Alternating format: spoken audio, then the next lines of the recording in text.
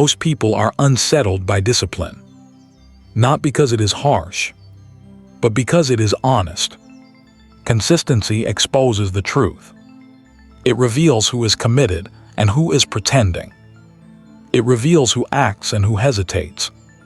It reveals who is willing to confront themselves and who is not.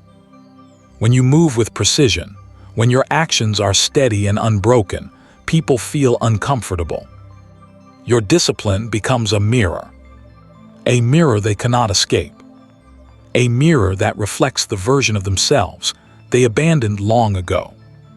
Comfort protects them from that reflection. Comfort shields them from responsibility. Comfort keeps them ordinary. But today, you will learn a system that dissolves your dependence on comfort entirely. A system rooted in ancient Japanese discipline, used by warriors, monks, and craftsmen who devoted their lives to mastery. This is not motivation. This is not inspiration. This is a dismantling, a psychological reconstruction. If you follow this system, your attachment to comfort will break. And once it breaks, you will not return to who you were. In the traditions of Zen and samurai culture, there is a principle known as Shugyō. It is often translated as austere training, but the translation is shallow. Shugyō is not simply training. It is purification. It is the burning away of hesitation, the burning away of indulgence, the burning away of every internal negotiation that weakens the mind. Shugyō is not a habit. It is not a routine. It is a state of being. It transforms a person who tries into a person who executes. The system you are about to learn is a modern adaptation of this ancient discipline. It is built on two pillars: the 5 illusions that keep you weak, the 5 commitments that make you unbreakable. This is the architecture of identity transformation. To understand this system, imagine someone you know well, someone who wants to be consistent but never is. Let us call him Rin. Rin is not a failure. He is not lazy. He is simply untrained. Every morning, Rin wakes with a quiet promise. He says he will train. He says he will meditate. He says he will build something meaningful. But the moment discomfort appears, he retreats. The moment resistance arises, he delays. The moment uncertainty shows itself, he negotiates. Rin is not defeated by difficulty. He is defeated by hesitation. He is not crushed by the task itself. He is crushed by the illusions surrounding it. And if you are honest, you will see parts of yourself in him. That recognition is the beginning of transformation. Motivation is the first illusion, the most seductive, the most destructive. It whispers to you. It promises you energy. It promises you clarity. It promises you the perfect moment. But motivation is a liar. It rises like mist and disappears just as quickly. It appears when life is easy and abandons you when life becomes real. It gives you a spark, but never the fire. Most people build their entire lives around this illusion. They wait for the right feeling. They wait for the right mood. They wait for the right surge of inspiration. But ask yourself, how many days have been lost because you were waiting to feel ready? How many opportunities have dissolved because you were waiting for a spark that never came? How many times have you told yourself, I'll start when I feel motivated, knowing that moment would never arrive? This is the trap Rin falls into every morning. He wakes with ambition. He imagines a disciplined life. He imagines a stronger body, a sharper mind, a calmer spirit. But the moment he feels the slightest resistance, he waits. He waits for motivation to rescue him. He does not realize that motivation is not a rescue. It is a mirage. Neuroscience research from Harvard shows that the brain releases dopamine after you begin a task, not before. Meaning, the feeling you are waiting for only appears once you have already taken action. The spark you seek is not the starting point. It is the reward. This is why disciplined people seem almost inhuman. They do not wait for motivation. They do not depend on emotion. They do not negotiate with their mood. They move first. They act first. They begin before they feel ready. And because they begin, motivation eventually follows. Not as a gift, but as a consequence. This is the truth Rin never understood. Motivation is not fuel. Motivation is friction.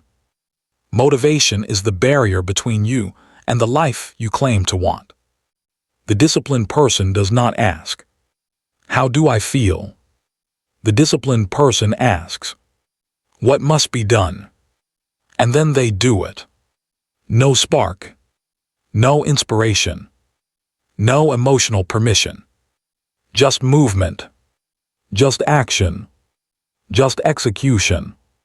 Because once you understand the illusion of motivation, you stop waiting. You stop hesitating. You stop negotiating. You begin. And once you begin, the illusion loses its power. It dissolves. It dies. This is the first death required for transformation. The death of the self that waits for motivation. Only then can the disciplined self emerge. Choice is the second illusion. It feels empowering. It feels liberating.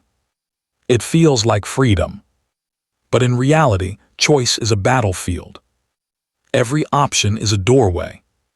Every doorway demands attention. Every decision drains energy. Every moment spent choosing is a moment stolen from doing. Most people do not realize how much of their life is lost to this invisible war. They believe they are deciding. They believe they are planning. They believe they are weighing their options. But what they are really doing is hesitating. Choice is hesitation disguised as logic. This is the trap Rin falls into every day. He wakes up and immediately begins negotiating with himself. Should he train now or later? Should he meditate or read? Should he start with something easy or something difficult? Should he rest because he is tired or push through because he should? Every question weakens him. Every option fractures his focus. Every decision drains the energy he needs to act. By the time Rin finally chooses, the day has already chosen for him. The samurai understood this danger. Their lives depended on eliminating hesitation. Their rituals were predetermined. Their movements were rehearsed. Their responses were automatic. A warrior who hesitates is a warrior who dies. This is why their training was built on kata, fixed sequences of movement repeated until they became instinct. Not because the sequences were perfect, but because they removed the burden of choice. Choice is the enemy of consistency. Choice is the enemy of momentum. Choice is the enemy of discipline. When everything is optional, nothing is completed. The disciplined person understands this. They do not wake up and decide. They do not negotiate with themselves. They do not ask, "What should I do today?" They obey the structure they created long before the moment arrived. This is not rigidity. This is liberation. Because once choice is removed, the mind becomes quiet. The internal debate disappears. The hesitation dissolves. The path becomes clear. Ask yourself, how much of your life has been lost to indecision? How many days have been wasted in silent negotiation? How many times have you delayed action because you were still deciding? Choice feels like freedom, but true freedom comes from eliminating choice. When you remove choice, you remove friction. When you remove friction, you remove hesitation. When you remove hesitation, you remove weakness. This is the second death required for transformation. The death of the self that negotiates. Only then can the disciplined self emerge. Variety feels exciting. It feels stimulating. It feels like progress. But variety fractures the mind. Zen monks repeat the same chants, the same movements, the same practices for decades. Not because they lack creativity, but because repetition sharpens the blade. Variety is entertainment. Repetition is transformation. Rin seeks novelty. He wants new routines, new methods, new systems. But the disciplined person seeks depth. Depth comes from repetition. Repetition creates mastery. Mastery creates identity. The river does not carve stone by changing direction. It carves stone by flowing in the same direction every day. Perfection is a silent killer. It convinces you that anything less than flawless is failure. But mastery is not built on perfect days. It is built on continuous days. A river does not carve stone through force, but through persistence. Rin waits for the perfect moment, the perfect mood, the perfect plan. But the disciplined person understands. Perfection is irrelevant. Continuity is everything. A flawed day is infinitely more powerful than a perfect intention. Willpower is unreliable. It fluctuates with sleep, stress, emotion, and environment. MIT studies show that willpower is a limited resource, exhausted by decisions, conflict, and uncertainty. If your discipline depends on willpower, you will fail. Not because you are weak, but because you are human. Rin relies on willpower. He hopes he will feel strong enough today. The disciplined person relies on systems. Systems do not fluctuate. Systems do not get tired. Systems do not negotiate. Willpower is a candle. Systems are the sun. In ancient dojos, students declared their intent publicly. Not for applause, but for accountability. When you speak your commitment aloud, you bind your identity to it. You create a psychological contract. You create a witness. This is the first step toward identity death. The old self begins to dissolve the moment the declaration is made. A private promise is fragile. A public declaration is unbreakable. A practice without a fixed time is a practice that never happens. Time is the anchor. Time is the command. Time is the structure that eliminates negotiation. Choose one time. At the same time. Every day. When the time arrives, the action begins. No negotiation. No delay. Time becomes the commander. You become a soldier. Do not ask, "What should I do today?" That question destroys discipline. Choose one action. The same action. Every day. A single movement repeated without fail becomes a ritual. A ritual becomes identity. Identity becomes destiny. Continuity is more powerful than intensity. A single missed day breaks the choreography. It interrupts the river. It resets the machine. Even if the practice is small, it must be unbroken. Gaps kill identity. Continuity creates transformation. When obstacles appear, you do not think. You do not negotiate. You execute the response you decided long before the moment arrived. If you are tired, you perform the minimum version. If you are busy, you perform the shortened version.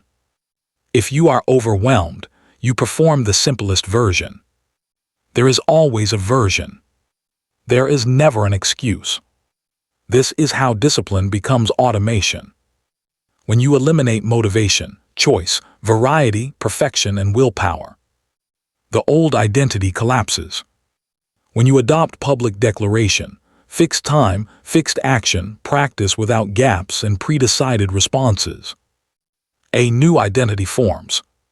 Rin dies. The disciplined self is born. This is not a habit change. This is psychological rebirth. You are no longer the person who negotiates with comfort. You are the person who moves without hesitation. If you have listened this far, you are no longer normal. Normal people wait for motivation.